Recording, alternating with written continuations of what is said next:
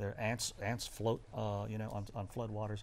So be careful if you decide to go out at all today. All right, thank you so much, David Gonzalez. All right, let's check in now with our Marcelino Benito. He has really one of the first perspectives inside Eleanor Tinsley Park with why things are canceled out there today. Marcelino.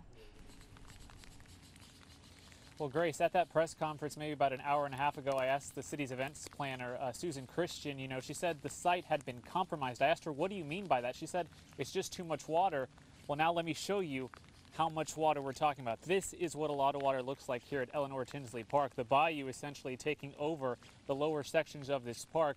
Just imagine, like most years, for 31 years now in the city of Houston, that lower bowl is usually a grassy knoll where people can sit, enjoy, watch the concerts that begin or should have began later this afternoon. Right now, that's covered in floodwaters. In the distance, Ron had asked last time we spoke with you about crews starting to remove things. You can see some crews are working on the main stage over there from our perspective, trying to tear this down. It took several days, if not more than a week, to get all this set up.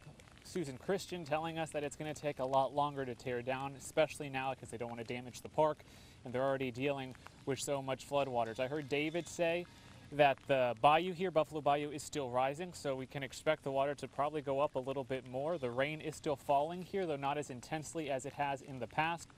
And I was just talking with my photographer. We're seeing all these food trucks, all these vendors that had really planned on a big turnout. This is probably something they count on for a lot of their business. Now that's just not going to happen today. Right now they're focused on tearing it down, getting things out of here. Most of the work again here at Eleanor Tinsley Park taking place street level